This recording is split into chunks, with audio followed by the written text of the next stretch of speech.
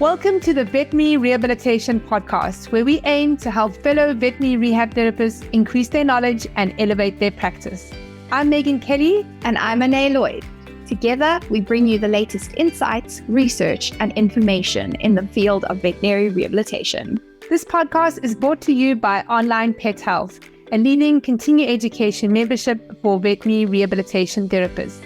With Onlinepethealth, you'll have access to a wide range of online resources to help you stay up to date with the latest techniques, advances, and trends in the industry. Our podcast features in-depth conversations with leading experts in veterinary rehabilitation. They share their own experiences and knowledge to help you improve your practice. Whether you're a seasoned pro or just starting out in the field, our goal is to provide you with the tools and the insights you need to succeed. So join us as we explore the exciting world of veterinary rehabilitation and help you take your practice to the next level. Hey vet rehabbers, Angela Griffiths joins Anae for a discussion on the widespread obsession with the underwater treadmill. They explore the origins of this bias, which is often seen in new vet physio graduates, vet referrals, and even owner requests. Together they dive into when the underwater treadmill is truly appropriate and when it isn't, emphasizing the importance of a case-by-case clinical reasoning in making the best treatment decisions. Now, if you have hydrotherapy at your practice, we've got a great resource for you. It's called the Water Management Checklist. If you'd like to know what the daily, monthly, and yearly water checks that you should do to have good water quality, then you can go to onlinepethealth.com/water test. Today, I would like to say a huge thank you to Sam from Veterinary Nurse Careers for the shout out on Instagram stories about the Veterinary Rehabilitation Podcast. Please reach out to me, Sam, at meg@onlinepethealth.com so I can gift you a limited edition veterinary rehabilitation mug. A quick word from our sponsors. Nada first developed her courses at the Colorado State University, where she started the Medical Acupuncture for Veterinarian Certificate program in 1998. In so doing, Dr. Robinson developed a science-based platform for veterinary acupuncture, the first of its kind. Today, Curacle Vet offers a comprehensive curriculum in integrative medicine with a rational, evidence-supported foundation. Courses include medical acupuncture, photomedicine, botanical medicine, medical massage, and integrative rehabilitation. You can discover Curacle Vet at curacle.org. Now, over to Anae and Angela. Angela, thank you so much for joining us here today from Greyfriars. It is amazing to have you back with Online Pet Health. It has been far too long. So please introduce yourself and let us know what your interest is in today's underwater treadmill obsession topic. Okay, so I'm Angela Griffiths. I'm a certified canine rehabilitation practitioner, qualified in 2005, which I guess makes me senior in some ways, certainly very experienced. My principal interest is training. I don't do so much clinical work now. So I run training courses both at Greyfriars UK and then worldwide, so Canada, Cape Town this year, November, and Singapore, usually once or twice a year as well. So I get to see different attitudes, different uses of treadmill, different machinery as well, and what's suitable and not suitable for some of our patients. So and training, I think, keeps you on your toes. You're always having to, sort of reinvent and explain why you do it this way, not that way, and have those discussions, which are just really useful for clinical reasoning. So that's where I'm coming from. I just feel when I'm training people, there's a huge bias towards using the water treadmill, almost as though it's the senior, option or treatment option over pool, which drives me nuts, if I'm honest. I don't really care which we use as long as it's appropriate for the patient. And I do absolutely love treadmill for all those spinal injury patients that we've rehabbed with it, and lots of others as well. But the spinal rehab is the real power of the treadmill. But it's got to be good quality and it's got to be appropriate for the patient. I love that. Thank you. Angela, when is the last time that you were in South Africa? Because I remember, I think you ran a course together with the very first SAPRA conference that we held here. I've been 4 or 5, possibly even 6 times. And I work principally with Lauren Burham from Pet Wellness Works. But this time in November, we're going to be with Dr. Tanya Grantham at her centre, or her new centre in Cape Town. But it was traumatic, my last trip, because COVID happened in the 2 weeks I was with you, UK shut down, South Africa was shutting down. We were quarantined practically in our flat. Beautiful view of the beach, but couldn't use it. And we got the second to last plane out, and luckily we had our flights booked to leave. And I shut down my business while I was there, 3 nights working overnight, and came back to complete shutdown for the next 6 months. So it's still traumatic in my head. And I think we got a cup of water and a cheese roll. That was it on BA. And yet do you know what? People thanked the air crew and actually cried because they had all volunteered to get us out, really. So we were you're lucky I wasn't still there for another 2 years. Wow, that's amazing. So let's chat about why there seems to be an overuse of the underwater treadmill. Like, what are some of the reasons behind that? So you mentioned now that there seems to be a predisposition in new graduates to be using the underwater treadmill. Can you go into that a little bit more? Yeah, I train a lot of newly qualified vet physios, so they're coming straight out, they've just got their degree. And when they come on our hydro training course, which is mixed treadmill and pull, very much all the answers they give, all the explanations they give are really treadmill biased, that is the treatment option. And that comes from having been taught you must have control over movement, stabilize the spine, all of those things, but they transfer it to every treatment for every dog. That, you know, even when they do their assignments, they will always give me the treadmill answer, and I'll have to go back and go, what about the pull? You know, if you were doing this for this dog, how would you do it in the pull? So partly that may be because of the people training them, that's their experience. You know, how you were trained is how you train other people. Partly because that's the equipment very often at the university. Some of them have got pools, they tend to be small pools, so their experience of hydro in a pool isn't necessarily as good as it can be in some of the sort of medium or bigger size pools. So they don't really realize how powerful that option can be and how controlled it can be with very experienced hydrotherapists as well. You know, and I don't distinguish between one treatment or the other is better. It's what is appropriate for that patient at that, and it might be at that time, or it may be further down the line, you know, or maybe we need to do both. But it does feel like that. A lot of our referrals as well will come from the vets and they will specify treadmill only. Again, they don't have experience of pull. You know, it's a bit like when you get a referral for physio and they say you can assess the dog but you can't do anything with the dog. You know, those kind of referrals, you mustn't touch it, because they think physio is just swinging arms around and you know, range of motion. So it's like, look but don't touch. And it's a little bit from that with the vets as well. When they go to conference, what do they see? They see treadmills for sale, they hear the salesman, they get the lectures, the sponsorship comes from them. You don't really get sponsorship from swimming pool manufacturers so much, and a lot of the pools are self-built, self-designed. So there's all of that, you know, and they're told it's controlled. This is controversial, I shouldn't say it, but I'm going to. Guys like machinery, don't they? They like, you know, a lot of these orthopedic vets, they love it. And, you know, on the treadmill, you can measure exactly how far did the dog walk, what speed, all of that stuff. All useful, can't be quite as accurate with a pull, but does it actually matter, you know? And so that we get a lot of that. I've had many referrals which are treadmill only, and we have to go back and say, actually, treadmill is not appropriate at this stage of healing or with this particular patient, either because their patella is luxating more in the treadmill than it is in the pull because of the range of movement you go through. Biceps tendonitis, dreadful one in the treadmill. Very often they'll just lock and they'll lift the shoulder to avoid flexion of the elbow.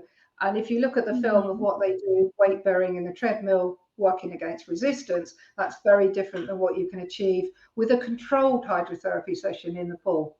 So definitely from my perspective, that vet referral where vets are specifically asking for the treadmill, and it often also comes from owners because they're seeing, I don't know, videos on social media, or the advertising that they're seeing is focused on the treadmill, and it looks like, you know, this novel, interesting, fancy thing that they must have for their dog.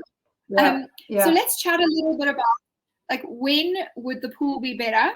When would the underwater treadmill be better for a particular patient? How do we kind of reason through that? I know that's a very broad question. Well, I think we start, it is broad, but we'll try and deal with it. I think we start from, what are we trying to achieve? You know, what are our goals and aims with that hydrotherapy that they've been referred for? Are we talking about strengthening? Are we talking about strengthening in a certain plane? Remembering that the treadmill is only the protraction movement that is against resistance. Retraction is passive. So are you going to strengthen the glutes in the same way as you are when you're swimming? You know, that's a clear example where actually you might want to do both. If you've got a hip dysplasia dog, we would normally, because they're uncomfortable, start in the pool. You know, all things being equal and no other contraindications, get them more comfortable, get the range of motion, start to build some strength, and then we'll include the water treadmill. Whereas a lot of people go, no, you've got to go straight to the treadmill because we've got to control their movement.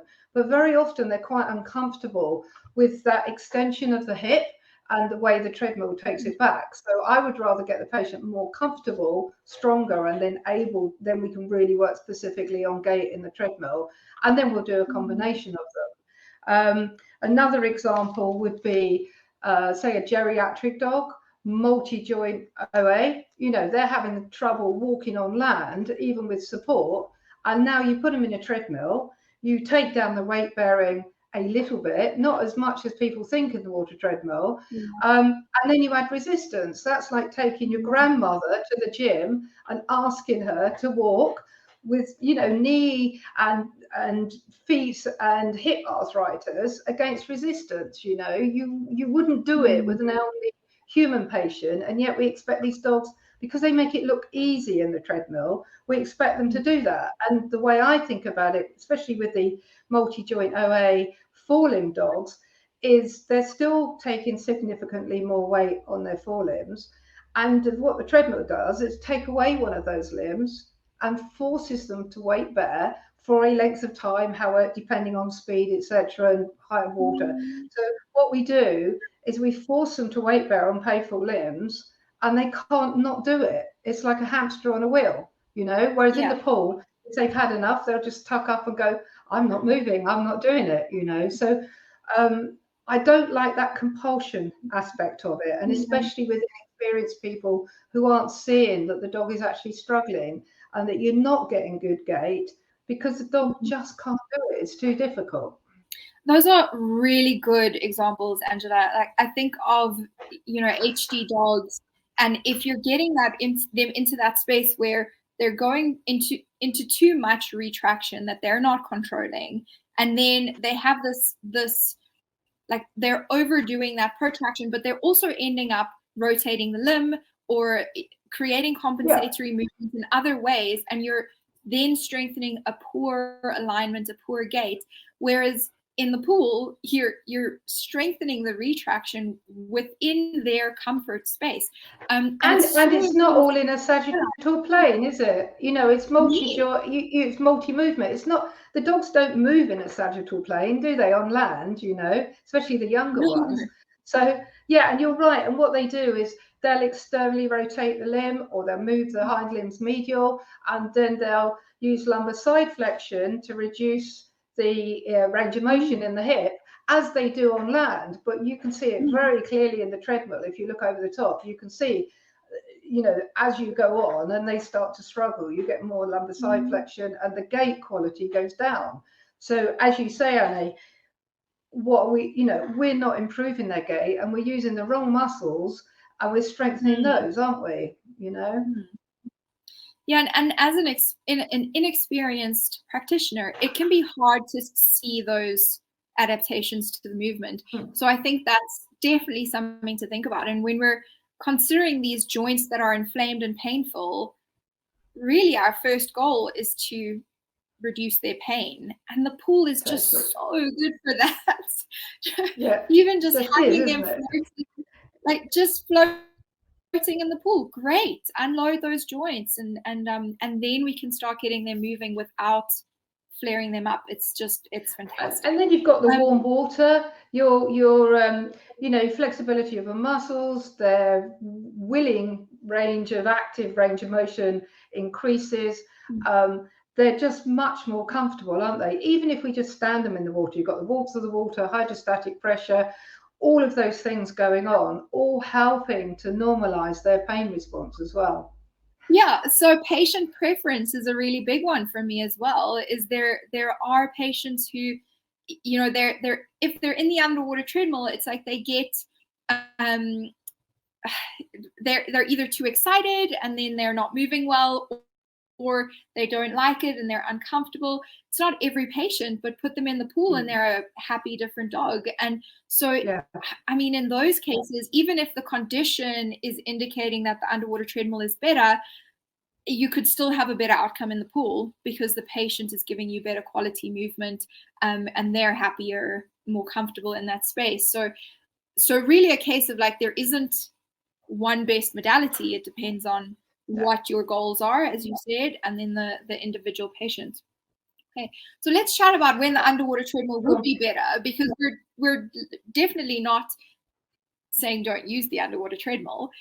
When would that be the better modality? I think pretty well all spinal patients, and that's a with a caveat on that all. I think when you have a spinal injury patient and spinal stability is crucial, then you're going to be heading to treadmill. And then my head's going while I'm saying that, except for those spondylosis multi-joint OA dogs, where actually we might want to just do straight lines in the pool.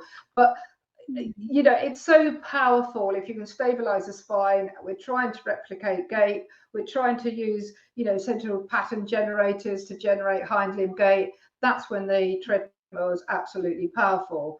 And when the patient needs a lot of support, and some of the problems with using the water treadmill is that there's not enough practitioners at the center to do it well, and I see so many videos which you're talking about, clients, owners seeing, where they just see a dog on a lead walking really badly on a treadmill, and people often share bits of treadmill with me just to give me nightmares at night, saying, I got this from the hydro center, look what they're doing with my patient, and the dog's riding up and back on the belt, they're turning sideways, they're externally rotating, and you're just going, just stop, just don't do it at all, but definitely spinal injury patients, some of those bigger dogs, if we can give them enough support, are great in the water treadmill. And lots of dogs do really like, amazingly, if you think about what we're asking them to do, they really like the treadmill, and the food helps and the toy helps. I've got dogs that bark at us to make it start. They love doing it. So it's not every dog, is it? And they're surprisingly compliant, considering what we're doing, what we're asking them to do, without explaining to them. So I would say probably some of the orthopedic surgeries like TPLO, TTA, hip replacement, I'm going to be probably going to water treadmill if I possibly can, because we need to control their movement and we need to support their movement through weight bearing. So when weight bearing is an element of our rehab plan, then yes, we'll probably head to water treadmill. But again, we're going to have to be really careful that, for instance, if they've had a TPLO or cruciate repair, that we're not putting really vast sort of torsions through that stifle, that our water level is appropriate for the patient at that time of their recovery. For me, that means being hands-on. We need to sort of facilitate good gait, good weight bearing, sagittal plane. Well, if you're just going to do that, put the dog in on a harness or not be hands-on, then you've just negated the whole point of going to the treadmill. Yeah, that is an interesting one. Yes. Doesn't it? We've just gone treadmill because it's controlled, dump the dog in there, choose some kind of water level that kind of the dog can cope with, and then we ask it to walk. You wouldn't do that with a human that's just had, I've had medial ligament, I always stay stifled about myself, but I've had medial ligament injury by my knee from skiing, and it's 4 or 5 years now. I can't walk in the treadmill. I can run up and down the pool all day, but I can't walk in the treadmill because the strain on my knee because of instability is too much. And the same applies to those dogs, doesn't it? Now, if someone had their hands on my knee and supported me through that range of motion, I might be able to do it, you know. But no one's volunteered yet, so. So you haven't tested that out. No, I've thought about it now. So I've got a treadmill course coming up on Thursday, Friday this week. So we're going to have a little play with that with some of our students. And another thing we do with our students, actually, slightly sideways, is I put the students in the water treadmill and make them walk. And we gait assess the students. And often they go, no injuries, I'm fine. And it's amazing how you can see little differences in how they're walking. You can hear their gait change. And you say, did you injure your right knee at some point? Have you got a hip problem? And they go, oh yeah, I forgot about it. And it shows in the treadmill because they're under strain. Same with the dogs. Yeah. We often forget that added resistance that the water gives. And it's a big part of the underwater treadmill. It's a big reason why we want to use it. But if we're forgetting about that resistance in the early phases of healing, or when there is joint instability, I mean, that's a really big one. So are you, when you're stabilizing a joint like that, Angela, are you using your hand, or do you use other tools like TheraBand or other ways of supporting the patients as well? What kind of support systems tends to be pretty well. Our style is hands-on. We need to feel that joint. So say if they've had a TPLO, TTA, we'll be hands-on. We'll have our hand sort of cupping the tibial crest, so that as they come through, I'm waving my hands about. It's hard to do without saying, but as the patient's limb is retracted, that's when they'll try to shorten their stride, unless you provide support that weight-bearing phase of the stride. Patella luxation, we can't prevent patella luxation, but if we're hands-on stifles, we can certainly feel it. And it's amazing, actually, how often spinal injury dogs, because they've lost muscle and strength, do luxate as well. And again, with the hips, you can feel if there's crepitus, you know, and so you're getting all that feedback. And obviously, if you're placing the hind limb pause, you need to be hands-on. You can't just leave the dog to struggle and hope that it, you know, gets enough proprioception to help it, you know, protract and then, you know, sort of place without knuckling. You need to be hands-on. The whole point is for you to be giving proprioceptive input, aiding their protraction and retraction, and trying to replicate a good stride, a good length of stride. And you're trying to move towards better gait and walking, obviously, aren't you? And I would say with those patients, very often, another way of using the treadmill is don't move the bout at all with a smaller dog. With those spinal patients, quite often we'll start them without the treadmill bout moving. We'll encourage them end to end. And you can then get really good film of what can they do for themselves with the support of the water. So it takes away that weakness thing. But just always remember with the resistance, if the belt is moving, that resistance is only on the cranial surface of the limbs. There's no resistance to the body of the dog because they're not moving. It's just the limbs that are moving.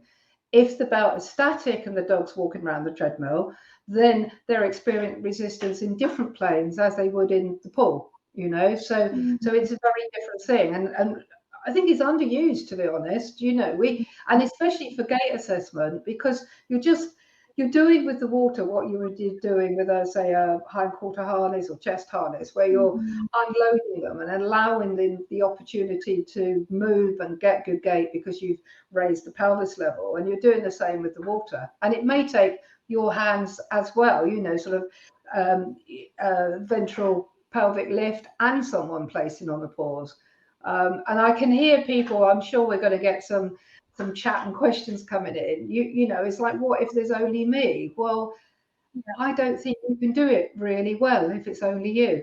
You know, you don't have to have everyone qualified, but you're the most important person. If you're the most experienced, you can teach other people how to do the placing, the handling, etc. But you need to be observing gait and movement. You're the person, you're the physio that can see, or the, you know, experienced hydrotherapist that can see that movement and assess it, and then you can make changes based on what you're seeing. You know? But we've got away from why don't we do treadmill here, haven't we? I've just been talking for 15 minutes about how it's great, but it's great if you do it really well. Yeah. Okay, no, I really like that. And I think that's I mean, that's an opinion that's worth exploring, right? That if you're alone, can you truly use the underwater treadmill well, or are you using it at a cost of quality? So I think that's really an important thing for us to think about when we're using this modality and when we're planning our practices if we're solo practitioners. Gail, thank you for your comment. I can confirm this is true, you say. So we were talking about the joint instability when that came through. So thank you for sharing that. That's really interesting. I actually haven't done that kind of test myself before, but I'm sure it would be very revealing to walk on the underwater treadmill. So from our listeners, I would love putting students on the treadmill. Very interesting. And then seeing those adaptations to their gait. I love that. So from our listeners, I would love to show you what we also do, Annie. We run them for 5 minutes, because again, I think people put dogs on for too long, or their sessions are too long, because it's like repetitions at the gym.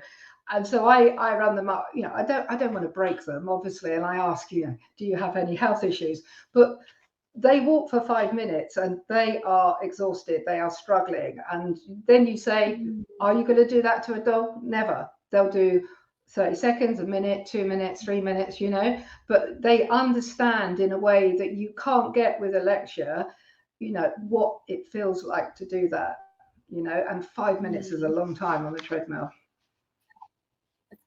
We really need to do that with every single modality that we use. Like, have you done that to yourself?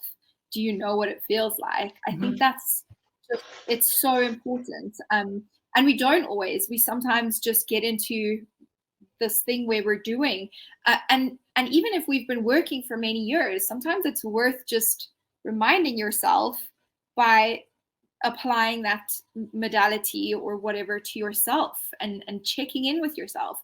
So I think that's a really important thing to remember and to check back in on. I'd love to hear if you agree with that. Is there a bias towards the underwater treadmill? Is that something that is kind of regional? It's not necessarily everywhere, because that definitely could be true. And if there is a bias towards the underwater treadmill, where is that coming from your experience? Is it new graduates, like Angela's experience is kind of bringing up, or is it from veterinary referrals where they're biased towards the underwater treadmill? They're specifically asking for that, or are the owners specifically asking for that? Because I would love to get a better sense of that. Sometimes we get this idea in our heads that this is happening within our industry, but it's not necessarily a widespread thing. So I think I can add to that my experience, we were at a centre in Costa Mesa, and the owners, so it's vet run, and there's a whole big team there, and the owners asked me to do a talk to explain to their vets why they should be using the pool as well, because the vets just wouldn't refer, even in-house, to experienced people they could talk to. And you can do the handover and say, I don't want the dog doing this, or I need this kind of movement or whatever. But so I had to do a talk to the vets to explain why pool had a place in rehab. And I've got the same. I'm going to Houston Sunday, this week. And again, could I talk to people that are referring to the centre and explain why pool is equally valid?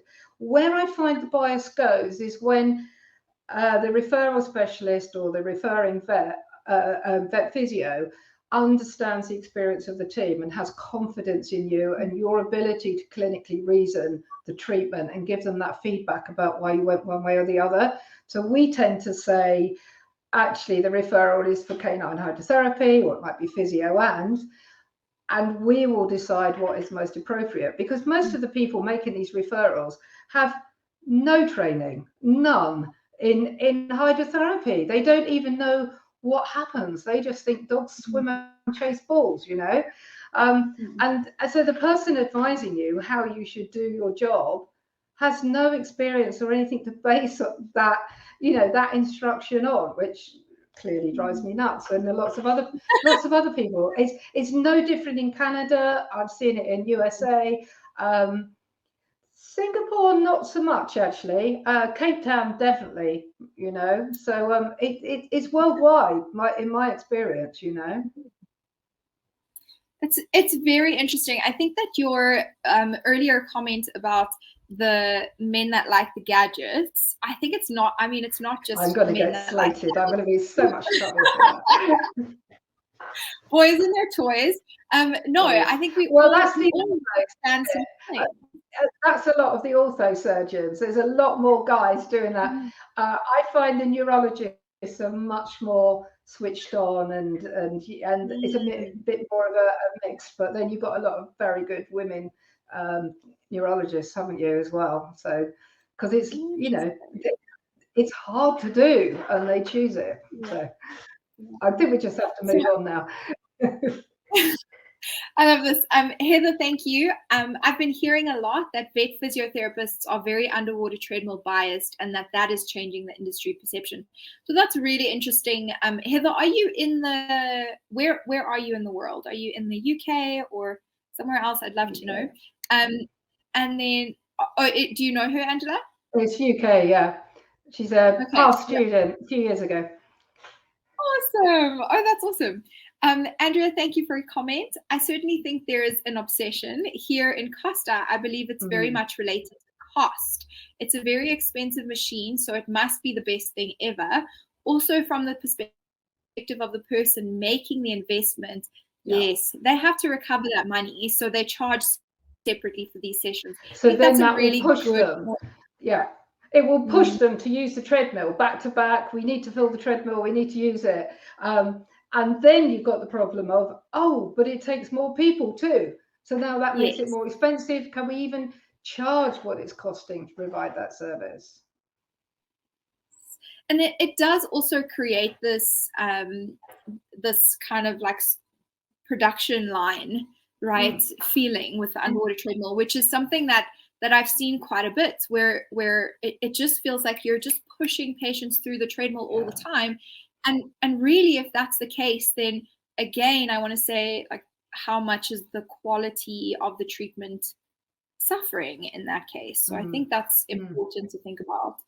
And I know a lot of people do film sessions, but I think if you can film a lot, and both sides and front and back, and look at that gait and really assess that gait, which we do on the courses. We do a gait assessment outside, we film the treadmill session, multiple goes, and then we film gait after, and then we go back to the classroom and look at that and slow-mo it and really look at how different was their gait in the treadmill to on land. Was it an improvement, or are we just breaking this dog? Or, with some of the neuro dogs, you take them from the treadmill, put them back on land, and they do really well, even though they're tired after the treadmill. Their proprioception and their movement is still better after treadmill. But then the question is carryover. So I think for those of you that are perhaps, I don't want to suggest people aren't trying to do a good job. I'm just saying we need to look, like you say, Annie, really closely at what are we doing and why. And I think if you can film more, certainly one of the centres I go to at Hong Kong, they've got Guinness, who is the gadget master there, and she's got cameras on everything all round. But it's fabulous because the girls in the treadmill and the guy, they can look at those cameras live while they're doing what they're doing as well. So they kind of make up for, say, one less person by having those cameras. So they're really useful. But there's no substitute for both how it feels and how it really looks. That's a good idea. I like that. Claire, thank you for this. I think the explosion of dog fun swimming sessions, setting up as hydrotherapy centers by unqualified people, have a lot to do with it. So I think that's a really good point, right? So swimming then starts to look like more of an unprofessional, fun thing, whereas the underwater treadmill has this professional look to it.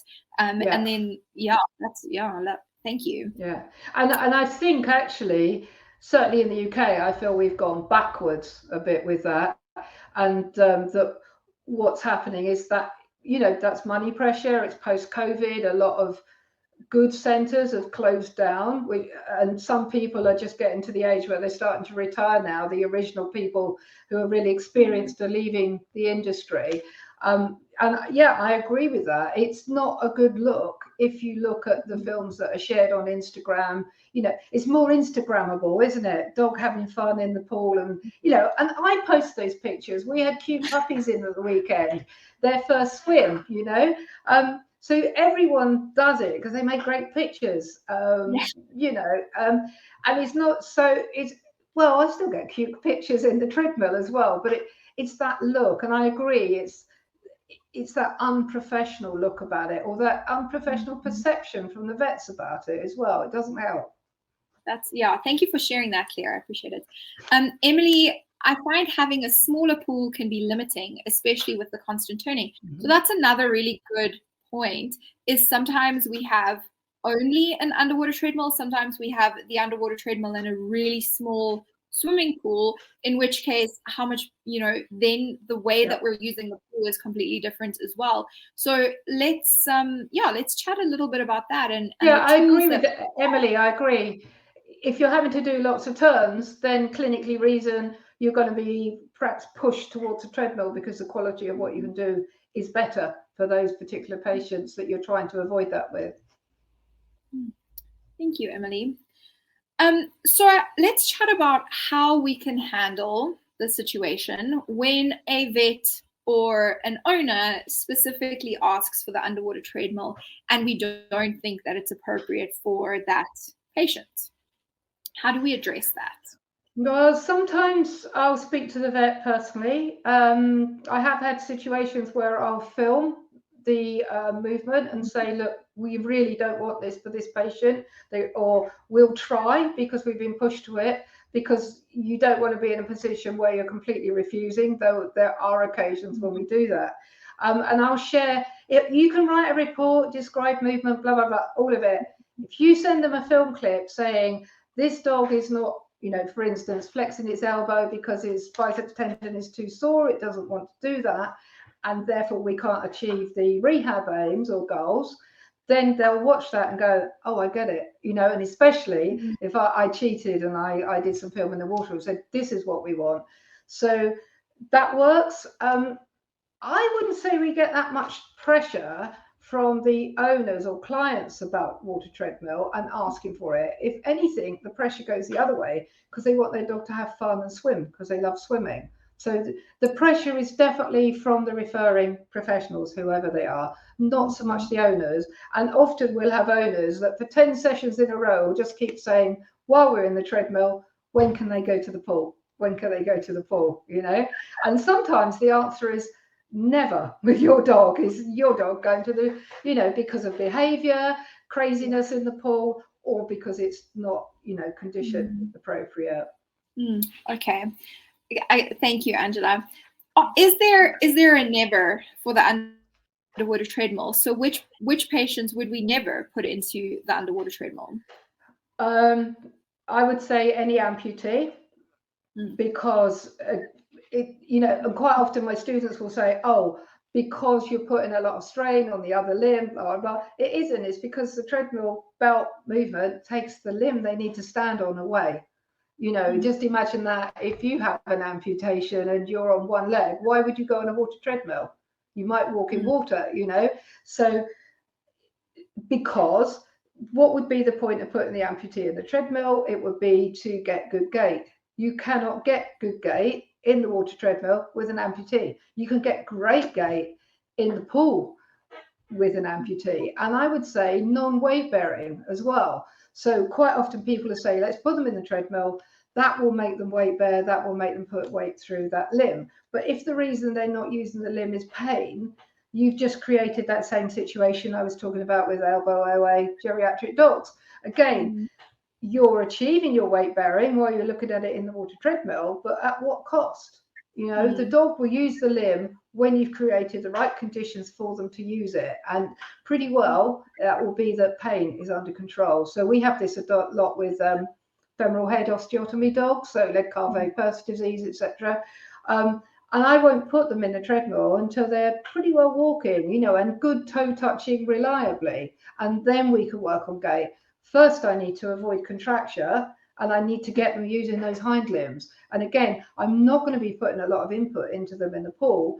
I'm going to be suggesting they use them, but you don't want them really kicking hard straight away, because you just, the reason they're referred is they're not using the limb, they're holding it flexed, and then you're going to make them more painful. So you've got to sort of lengthen that recovery time. So it's getting, the pain under control. And often Rimadyl or Metacam is nowhere near enough. They need gabapentin as well. They even need Pardel, something like that. Once we're on top of the pain, they use the limb, then we go to treadmill, So any non-weight bearing dog, I'm not going to force it to weight bear. Yeah. I really love that, actually, because, if you're, the treadmill doesn't help you get weight bearing if you have a non-weight bearing limb, but you can do it through land-based exercises, and the swimming pool helps, right? Because they only move within a range that they're comfortable in the pool, and you can help them further with your hand on the leg, whatever, but within that comfortable space. So I think that's really good to remember. And you can do standing exercises with the benefit of water in the pool, on a platform, on the ramp, but you can use the treadmill the same way. If you don't have a pool, you can still use the treadmill tank as a pool for the smaller dogs.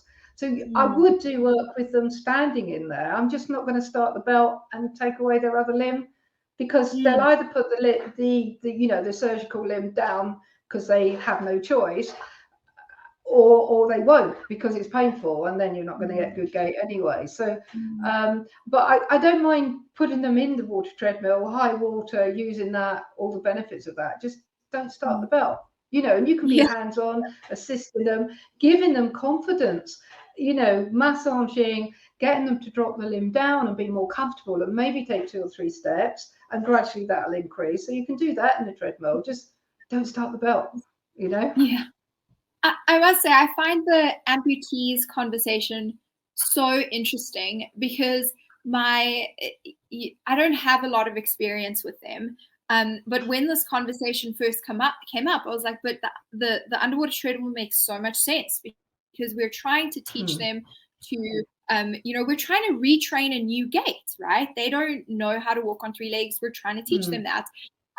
But then seeing them, it's like, oh, wait, it doesn't work like that. It isn't the reality. And in the same way, you're thinking, well, I don't want them in the pool because they're missing a limb, which means there will be some rotation or imbalance. And then you might not have as stable a dog in the swimming pool with only 3 legs. So actually, how do you... in a life jacket, hands-on, so say it's hind limb, life jacket, because we don't want them to roll over. Obviously, if they dip towards the side where there's an amputation, if it's a forelimb, they can't come upright. So you need to have additional flotation that side. You need to be hands-on and beside them. And then you probably have someone else with you stabilizing pelvis as well. I'm in the fortunate or unfortunate position of having had 3 amputee, 1 cat and 2 dogs with amputations. And I I amputated the cat because he had cancer, osteosarcoma, really young, and then a rescue who'd had a really badly fractured, so it was a greyhound, badly fractured forelimb.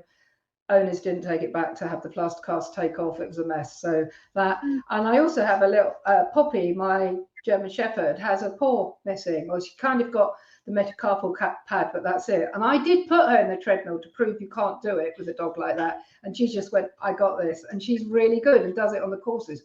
But her limb is just long enough that she can do it. But you're right, we're trying to replicate their gait. And if you look how a amputee, say forelimb amputee moves, they drop really low and do almost double steps with the forelimb because they have to cope.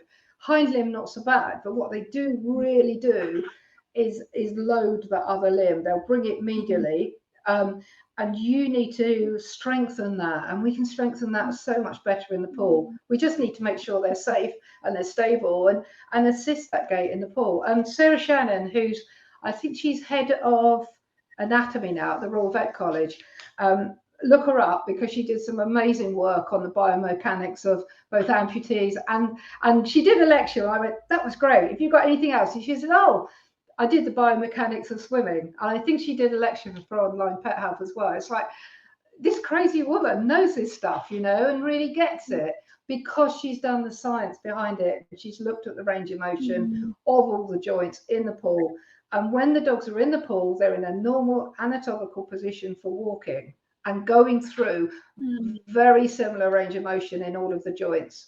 When they're in the treadmill, they're shortening their stride, they're changing things to cope, you know, and I'm not saying it's wrong, it's just that's what happens, and we can facilitate them. But for them to do a longer stride and be more comfortable, we have to stabilize them. And to do that, you're probably going to have someone stabilizing the limbs, providing support and stabilizing the dog, like holding a child's hand when they're a bit wobbly on the bike.